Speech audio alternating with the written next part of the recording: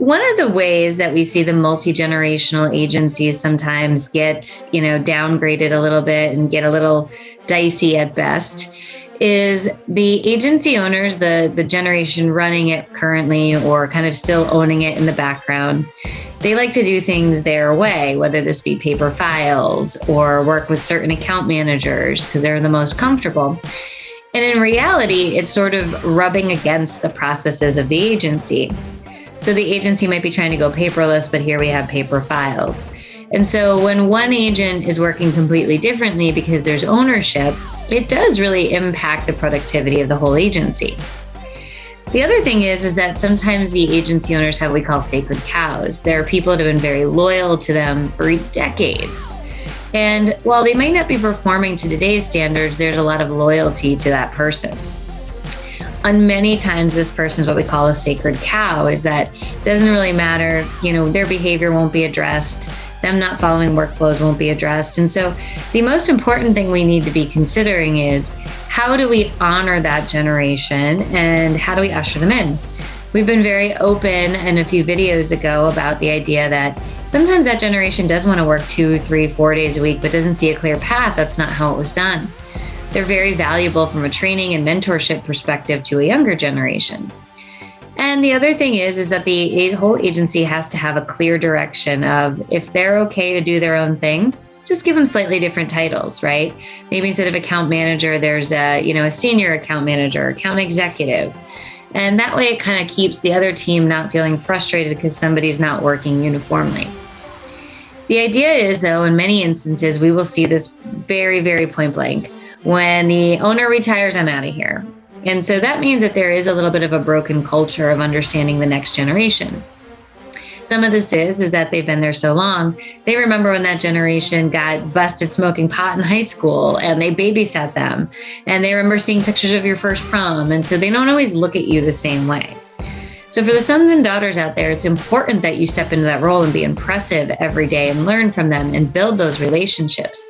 Oftentimes, it is going to have to come from that generation. It's not going to come from the person who's been there for 30 years.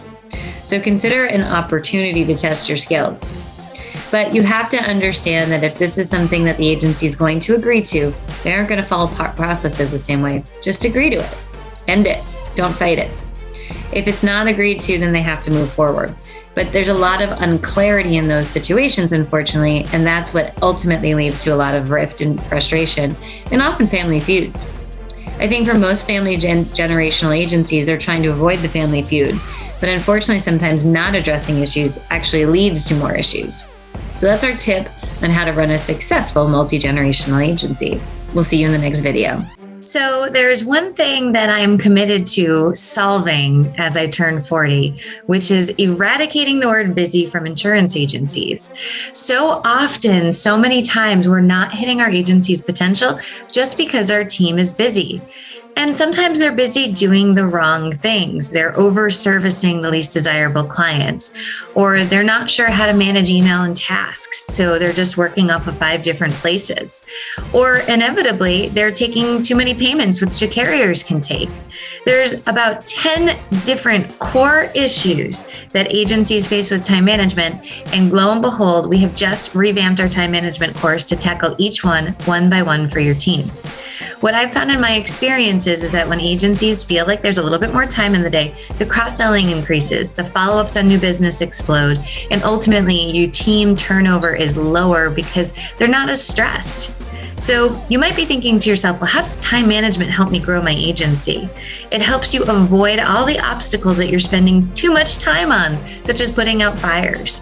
And when your team is working uniformly and collectively and can do this thing, which is raise their hand and ask for help, and you as a leader have metrics to manage backlog, you can dive in and be more productive and efficient for your clients.